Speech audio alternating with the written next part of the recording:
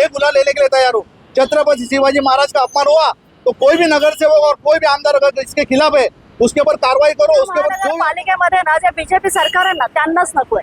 मेरा प्रशासन से सबसे पहले ये कहना है कि 28 साल बाद प्रशासन को ये जाग आ रही है कि ये प्रतिमा पे स्क्रैचेस आए हैं और ये प्रतिमा हिल रही है।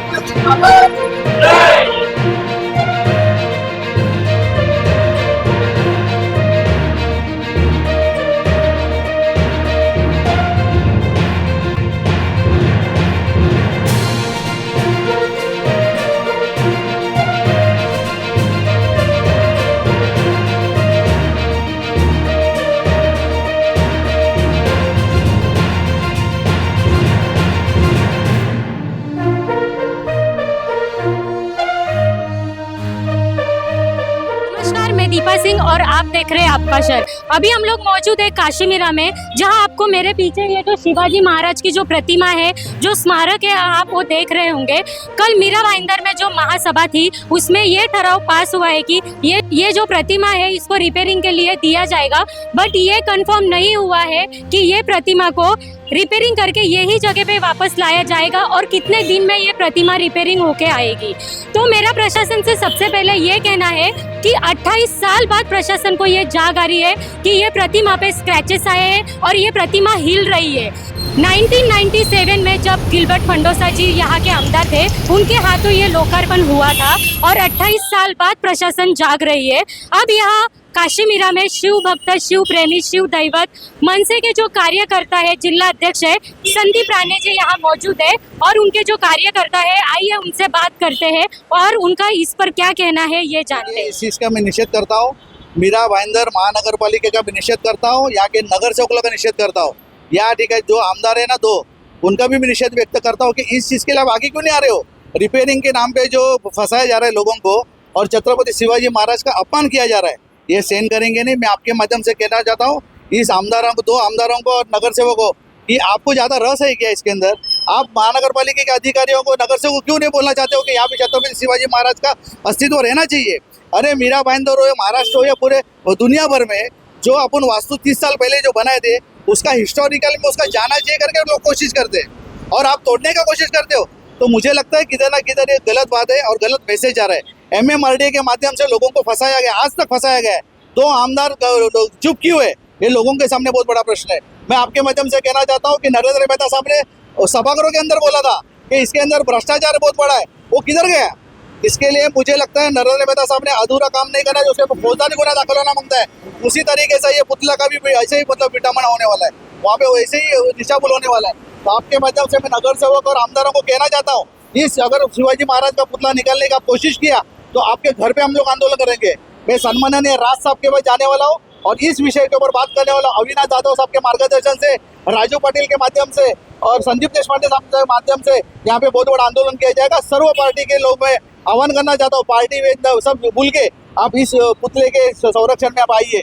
मैं सभी नगर से वो कहना चाहता हूँ, आप खुद शामिल होइए कि हम लोग इसके समर्थन में है, ये पुतले के समर्थन में। अगर आपने नहीं किया तो हम समझेंगे आप शिवाजी महाराज के आप विरोध में हो। समझिए कि महाराष्ट्र में बहुत अच्छी छवि आपकी जानी चाहिए।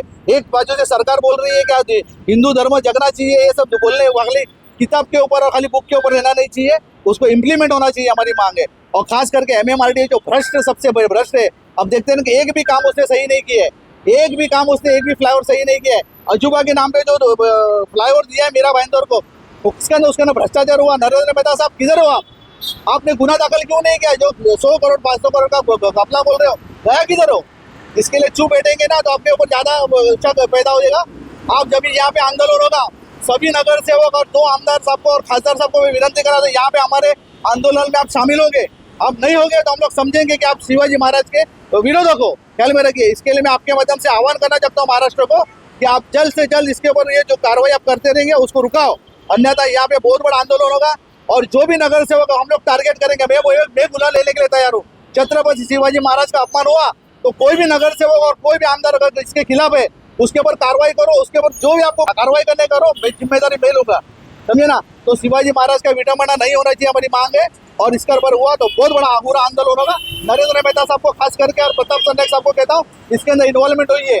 ज्यादा रस आपको है क्या या नहीं है, ये पब्लिक को समझने दो। छत्रपति शिवाजी महाराज का अस्तित्व यही रहेगा और ये भी उसका जो भी होगा सुशोभीकरण होगा, उसके अंदर कोई बदलाव नहीं होगा। ये आपके माध्यम से मैसेज जाना जरूरी। ये महाराष्ट्र के सरकार, महाराष्ट्र की जनता के विरोध में आपको जाना है तो आपको ये कृत्य करना पड़ेगा। अगर नहीं जाना है, महाराष्ट्र के आराध्य देवत का अगर अस्तित्व रहना चाहिए आपको लगता है, तो आपको हमारे कंधे से कंधा लगा के काम करना पड़ेगा, वरना आप महाराष्ट्र धोई हो हे सिद्ध हो हा जाएगा। पिलर, हा जो दिसतोय पिलर, ह्या पिलरचं काम जेव्हा सुरू झालं तेव्हापासून म्हणजे 2021 पासून MMRD असेल, तेव्हाचे तत्कालीन आयुक्त होते, या सगळ्यांना आम्ही फॉलोअप केला होता की तुम्ही पिलर महाराजांच्या स्मारकाच्या समोर उभा करताय, पुतळ्याच्या बाबतीत तुमचं धोरण काय? दीपक खांबेतला सुद्धा आम्ही उत्तर मागितलं होतं की स्मारका बाबतीत तुमचं धोरण काय ते स्पष्ट करा. तर त्यावेळेला त्यांनी सांगितलेलं अजून काय ठरलेलं नाही. MMRDचं उत्तर होतं की स्मारकाचा विषय आमचा नाहीये, स्मारकाचा विषय महानगरपालिकेचा आहे. आता MMRDने आपल्या खांद्यावरून काढलेलं आहे, तर मग पालिकेला महाराजांचं स्मारक नको आहे का? मुद्दा एक. त्यावेळेला सुद्धा महासभेत भाजप मोठ्या संख्येने होती, सत्तेमध्ये होती, आणि आता सुद्धा भाजप सत्तेमध्ये आहे. मग भाजपला महाराजांचं स्मारक इथे नकोय का? जे आमच्या 30 वर्षापासून मीरा भाईंदरची ओळख आहे प्रवेशद्वाराची, ती ओळख त्यांना पुसायची आहे का?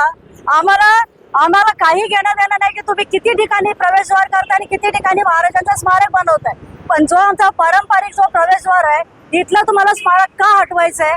तुम्हाला एखाद्या बिल्डरच्या प्रॉपर्टीचा व्हॅल्यू वाढवण्यासाठी तुम्ही त्या बाजूला एक प्रवेशद्वार तयार करताय आणि इकडे जे पारंपरिक जे आहे गाव आहे, इकडे जे प्रवेश आहे ते तुम्हाला काढायचं आहे. इथे महाराजांची ओळख जी आहे ती तुम्हाला पुसायची आहे.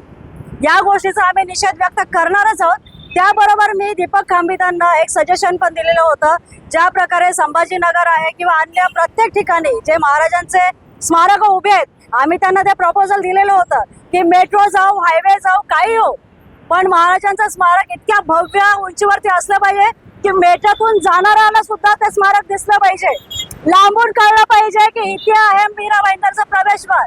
अशा प्रकारे तुम्ही स्मारकाची उंची वाढवा, सुशोभीकरण करा, हटवण्याची गरज नाहीये. आता परवाच्या रात्री मी व्हिडिओ टाकला, त्यानंतर काल त्यांची भूमिका म्हणजे कळत मळत आहे की आम्हाला काढायचं पण आहे, पण आम्ही डागडुचीसाठी पाठवणार आहे. डागडुचीसाठी पाठवताय तर या ठिकाणी तुम्ही परत काय करणार आहे हे स्पष्ट केलं पाहिजे. तुमचं धोरण काय ते निश्चित झालं पाहिजे. आणि जर तुम्ही स्थलांतरित करायचा थोडा जरी विचार असेल, इथे रक्ताचे पाठ वाहतील, हा पुतळा इथून हलू देणार नाही आम्ही. आमचं म्हणणं आहे तुम्ही नवीन स्मारक तयार करा आणि तोपर्यंत ही जागा स्मारकाची अशीच राहिली पाहिजे. इथे भव्य स्मारक उभं राहू शकतो. दिल्लीमध्ये मारुतीचं केवढं मोठं स्मारक आहे, संभाजीनगरला बाजूने फ्लायओव्हर गेलेले आहेत, महाराजांचं केवढं मोठं स्मारक आहे, पण आपल्या महानगरपालिकेमध्ये ना जे बीजेपी सरकार आहे ना त्यांनाच नकोय. म्हणणं हे आहे की गेल्या 5 वर्षापूर्वी याच महानगरपालिकेने टेंडर मंजूर केलं होतं या स्मारकाच्या डागडुचीसाठी. टेंडर मंजूर केलं होतं, त्या टेंडरचं केलं काय, त्या पैशांचं केलं काय?